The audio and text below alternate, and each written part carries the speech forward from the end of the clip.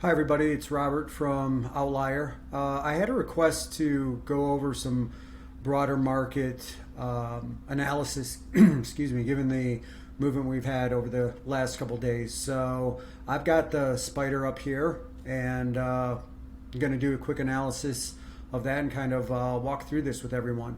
So this is the 3 month view of the spider. Kind of interesting, for the last month we've hung out in this 410 to 425 ish range. The oscillator in late April, around the 22nd, started turning negative and has been traveling that way ever since. From a heat map perspective, we've moved out from a dark blue into a lighter blue lighter blue heat map. So that's an interesting observation. So if you were holding spiders during this time and wanted to do something, given the fact that the oscillator had turned negative and the heat map was showing dark blue for such an extended period of time, you could certainly lighten up on your holdings. There are option positions you could have put on. You could sell upside calls, knowing that you might get taken out, but if you're happy with getting out at that higher price, that's certainly a strategy. You could put on risk reversals or collars, as they're called sometimes, to protect against the downside by mitigating that cost and selling an upside call against buying a downside put. There's a lot of different things you could do option wise if during this period, this consolidation period, you felt like there was a reason to protect a long spider position.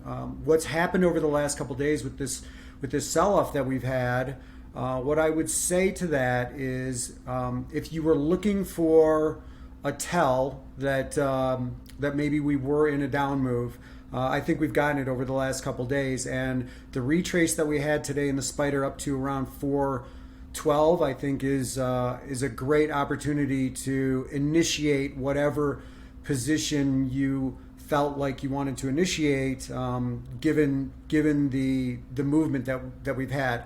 I think if we get above around 415, you have to start respecting the upside again. And with that, I'd like to look at kind of the bigger picture here in the spider and maybe make some comments. So I'm going to go to the max view and just take a look at a couple different data points in here as well. And the oscillator value up here at its high was certainly close to the upper range of the boundary. Again, with the exception of this extremely volatile period we had last year, we are certainly at the top of the range. And even right now, you could make an argument that we're still certainly in the upper 10 to 15% of the high oscillator range. Now, having said that, there's also some other interesting things I've been looking at, and that is just going back through here, looking at how often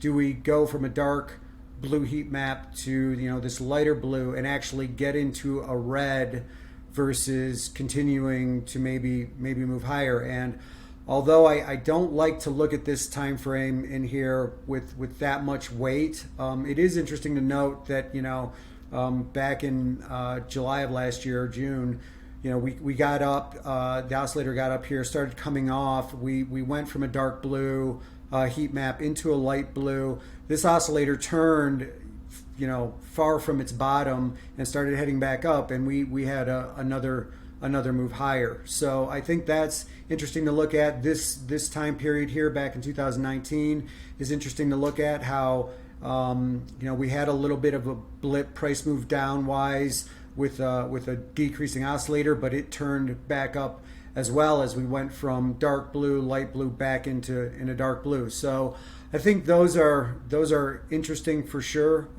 We know over the past 2 years for sure what the tendency is with the indexes, and I think you have to be careful when you if you are thinking about initiating a short position. Having said that, I think if you are, given what the retracement we had today up into the 412 half area, that's That's a good retracement back here if you think we're gonna fail from here and this oscillator will continue to go down. Now, I would be very careful watching this oscillator for it to turn, and these heat maps, indicators, as they continue to maybe go into white, into red, indicating maybe the market is set to turn around and go higher. These 5 to 7% moves down are something that we've seen in the SPYs and the other indexes before they consolidate, turn, and make their next move higher. The one thing that I would say from a news standpoint or a market information standpoint that's interesting is this discussion on inflation and how much weight the market is going to give to that, and whether or not that might make this situation a little bit different than some of the other moves lower that we've had, where we've seen us come out of a 5 to 7% down move and continue to move higher. So that's kind of what I see with the spider. The ETFs that OVTLYR tracks, a lot of them are in a similar state. In fact, about a month ago, the only ETF that was not in kind of this blue heat map, high oscillator value starting to decrease was the XLE, and that was the opposite. It was actually in a red heat map area with the XLE. When it couldn't get above 50 and started selling off. In fact, I'll just bring up the XLE really quickly here. So here's the XLE, and you can still see how, just from the market snapshot, how many names are still on the red side versus the blue side.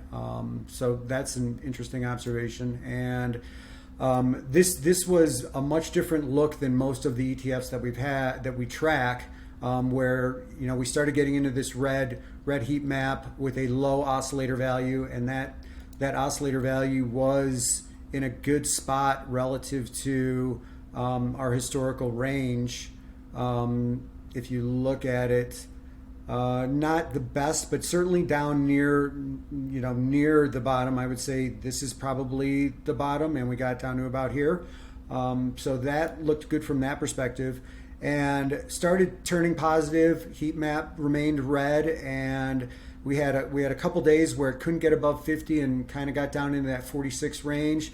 And then once it started moving, it took off, got all the way up to 55, I think, the other day. And you can see now that we're, from a heat map perspective, starting to get out of that red zone and into white and blue. And the oscillator looks like its slope is starting to kind of tail off. So maybe we're going to see some consolidation in the XLE going forward. But the XLE was the one ETF that I was watching that was showing much differently from an OVTLYR perspective versus the other ETFs. And I think that's interesting to note as well, and something that you should be paying attention to with respect to the individual names you're looking at is where is their ETF and how does the ETF look. If you're looking at buying a name because it's low oscillator, sloping up, red heat map, and the particular ETF is blue heat map,